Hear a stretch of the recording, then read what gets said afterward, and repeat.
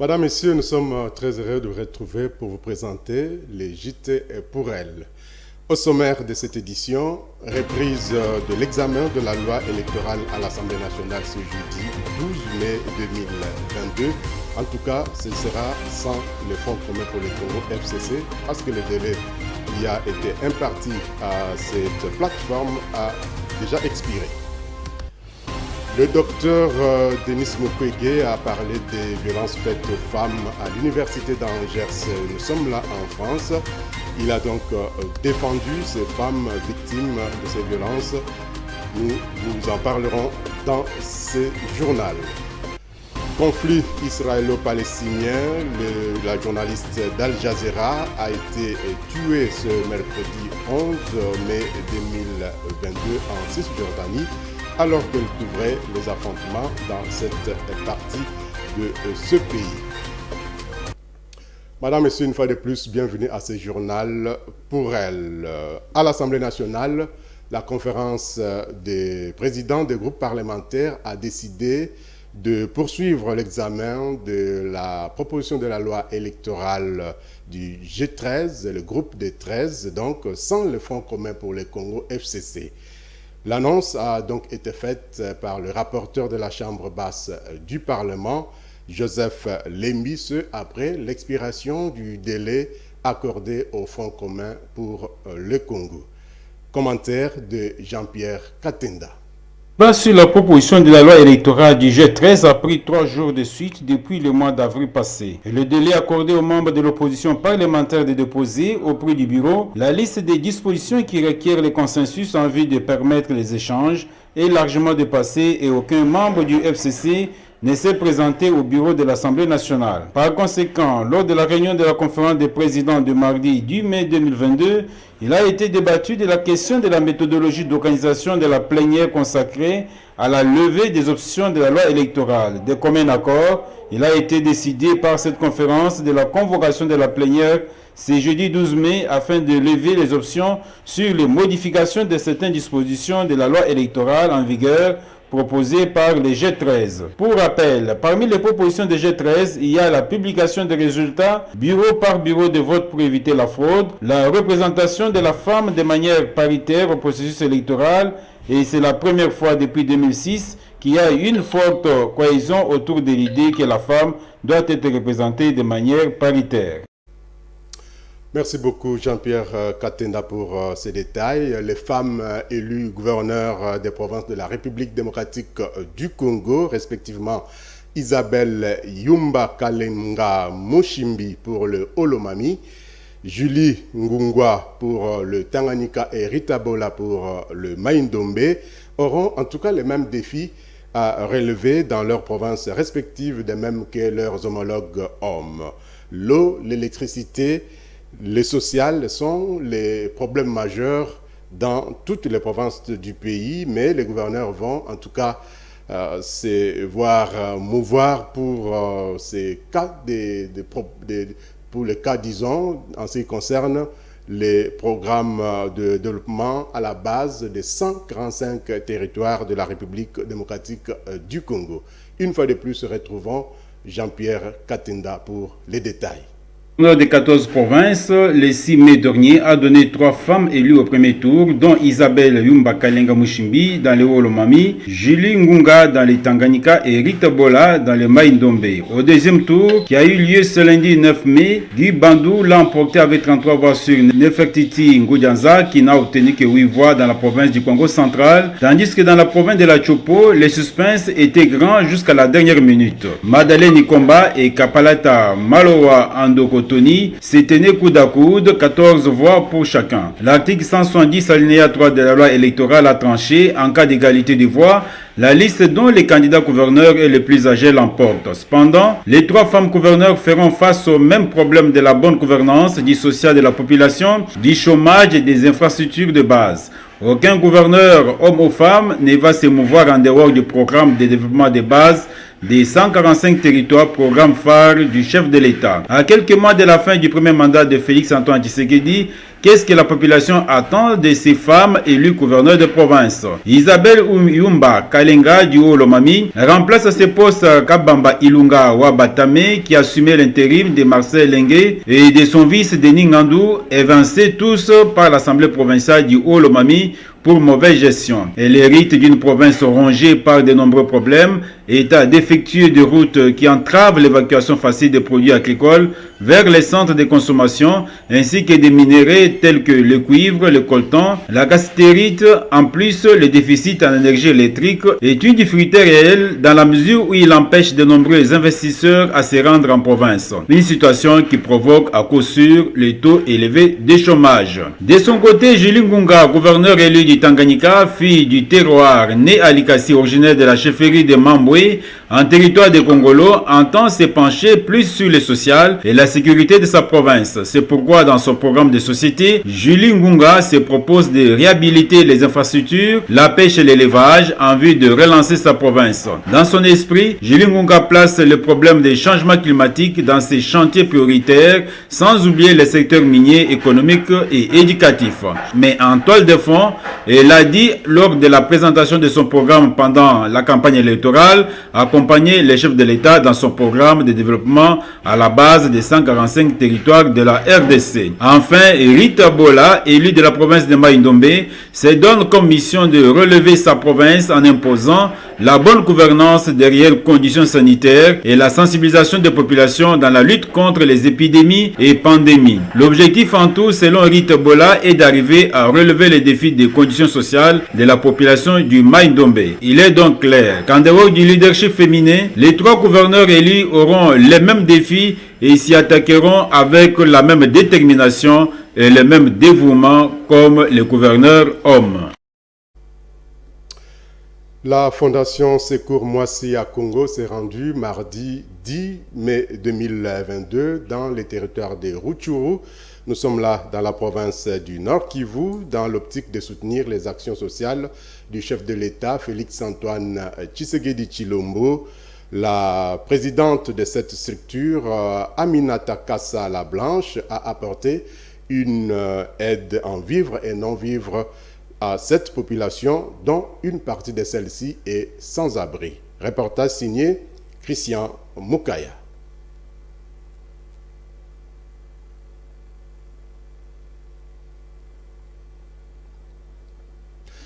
Je disais donc que la Fondation Secours Moissi à Congo s'est rendue mardi 10 mai 2022 dans les territoires de Rutshuru. Nous sommes là dans la province du Nord Kivu, dans l'optique de soutenir les actions sociales du chef de l'État, Félix-Antoine Tshisekedi Tshilombo. La présidente de cette structure, Aminata Kassa la Blanche, a apporté une aide en vivres et non-vivres à cette population, dont une partie de celle-ci est sans abri. Reportage de Christian Mukaya.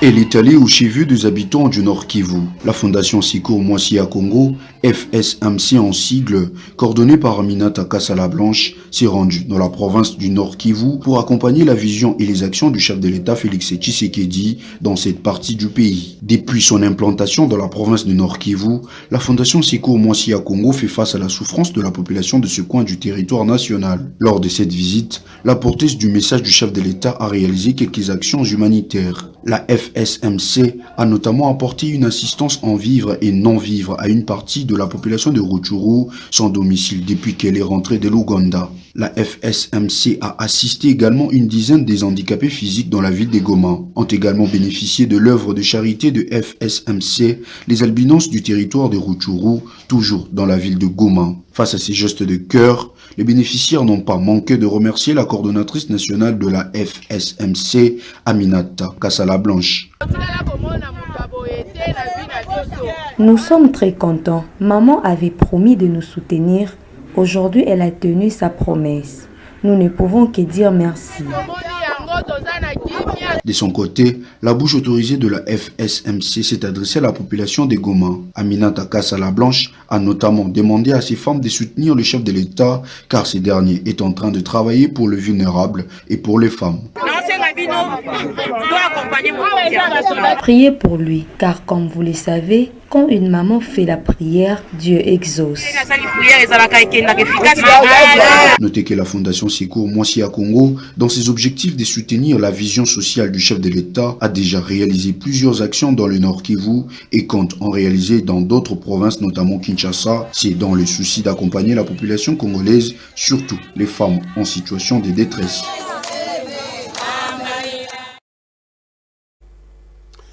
Et puis, en bref, sachez que le docteur Denis Mukwege, prix Nobel de la paix en 2018, a été l'invité de l'Université d'Angers. Nous sommes là en France. C'était à l'occasion de la fête de l'Europe, célébrée le 9 mai 2022. Le gynécologue chirurgien congolais en a profité pour revenir sur sa formation universitaire d'Angers et sur son travail mondialement connu depuis l'hôpital de Panzi au Sud Kivu, en République démocratique du Congo. Le docteur qui consacre sa voix aux femmes victimes de violences sexuelles dans son pays et dans le monde a fait un plaidoyer en faveur de ces dernières. Une exposition photo des œuvres qu'il a réalisées a eu lieu devant les étudiants de cette université française, retraçant ainsi son combat.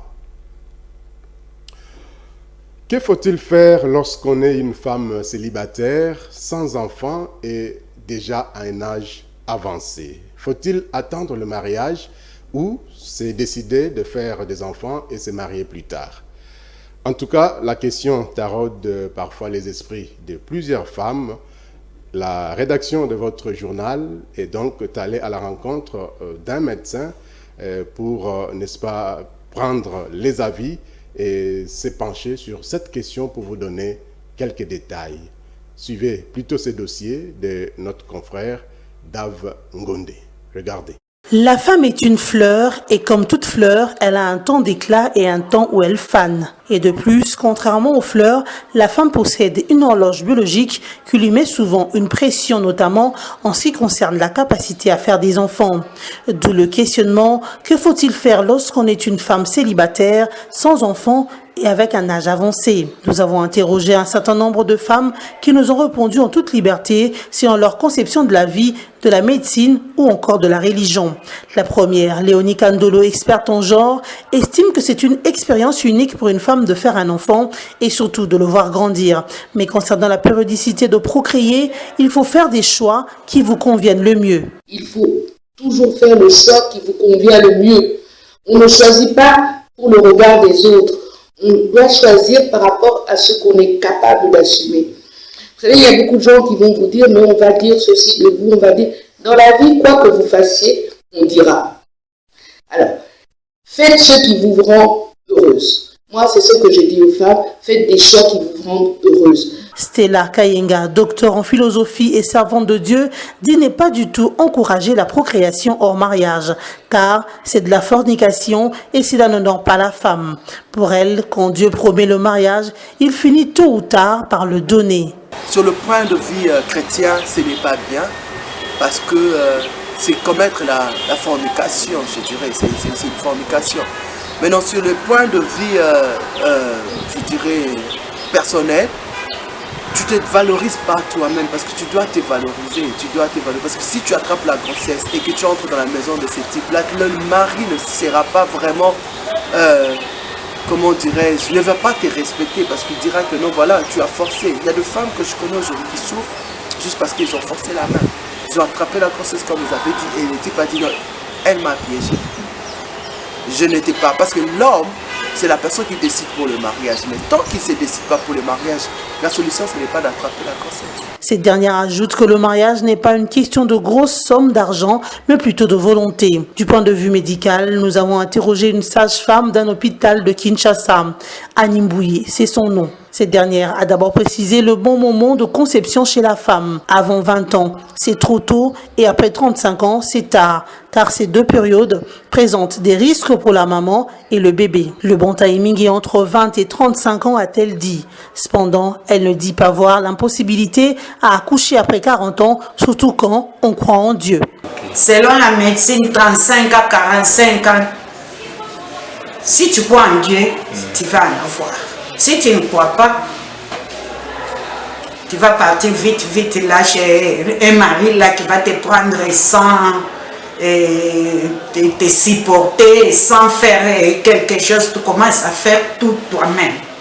De leur côté, plusieurs jeunes filles interrogées et qui ont refusé d'apparaître à l'écran ont eu de points de vue divers. Certaines ont affirmé qu'au cas où le mariage traîne, elles feraient des enfants et se marieraient plus tard, surtout si l'homme peut s'occuper du bébé. D'autres, par contre, ont dit qu'il faut toujours attendre le mariage et faire des enfants ensuite. Et vous, quel est votre point de vue? Pourel Info est là pour recevoir votre point de vue à ce sujet. Il faudra bien se décider en tout cas. Parlons santé dans ce journal et précisément de la grossesse appelée superfétatoire. Cette expression ne vous dit peut-être rien, eh bien c'est normal car c'est un phénomène relativement rare et qui s'explique par le fait qu'une femme peut contracter une autre grossesse alors qu'elle est déjà enceinte. Pour en savoir un peu plus, notre experte maison en santé a rencontré un médecin ici à Kinshasa qui a expliqué ce phénomène. Les détails dans ce reportage signé Ornella Ngunga. Superfétatoire. Le monde en compte actuellement une dizaine de cas seulement. Et pour en savoir plus, le desk santé d'IJT Porel a rencontré le docteur Huguen Douard, médecin généraliste et chef de staff du centre hospitalier Mpongo. Selon ces derniers, la grossesse superfétatoire ou la superfétation est le fait pour une femme de tomber enceinte à nouveau alors qu'elle est déjà depuis quelques jours voire quelques semaines. C'est un phénomène spectaculaire. C'est un phénomène miraculeux. C'est un phénomène qu'on ne peut pas éviter et qui n'arrive pas aussi régulièrement. Pour les deux supplémentaires, la femme libère son ovocyte et il y a rapport sexuel, le premier rapport sexuel, il y a fécondation. Et le deuxième rapport sexuel qui est rapproché au premier, il y a encore une autre libération et la femme conçoit encore pour une deuxième fois. Le médecin poursuit en faisant savoir qu'il n'existe pas de causes valables qui peuvent occasionner le grossesse superfétatoire. Mais des chercheurs ont essayé d'approfondir des recherches pour prouver certaines réalités. Il y a certaines suggestions. Par exemple, ils ont prouvé qu'une femme qui suit le traitement pour la conception avec les médicaments pendant les estroprogestatifs, et ces médicaments peuvent causer des superfétations. Et un autre exemple, les patients qui ont un problème avec deux utérus par exemple, donc ça peut causer aussi ces phénomènes ici. Il y a aussi des cas où il y a une hyperstimulation des hormones qui stimulent la génétique, qui peut causer qui est cette superfétation. Pour découvrir une grossesse superfétatoire, il faut selon Dr Huguen faire un examen d'échographie. L'échographie en réalité, qu'est-ce qui va nous prouver que c'était une superfétation? C'est par rapport premièrement à la taille du fœtus et deuxièmement à l'âge du fœtus. Vous allez voir que le premier fœtus ou la première conception sera un peu plus âgé par rapport à la deuxième. Par ailleurs, le docteur Huguen doit renseigner que l'accouchement dans ces cas se déroule comme celui des enfants jumeaux. Retenons que dans le cas de la superfétation, on ne peut pas parler de jumeaux, car ces derniers sont conçus au cours d'un rapport sexuel unique et issus d'un même œuf divisé en deux au cours de 15 premiers jours qui suivent la fécondation, ce qui n'est pas le cas d'une grossesse superfétatoire. Vous en savez quelque chose certainement maintenant sur la grossesse superfétatoire. À l'étranger, avec les conflits israélo-palestiniens qui n'a pas encore fini de faire des victimes. En tout cas, une journaliste de la chaîne arabe Al Jazeera a été tuée ce mercredi 11 mai 2022 alors qu'elle couvrait des affrontements en Cisjordanie. Shiren Abou, c'est son nom, a reçu une balle au visage. Des sources évoquent des tirs israéliens, mais le Premier ministre de l'État hébreu a démenti cette thèse, accusant l'armée palestinienne. Dav Ngonde pour les détails.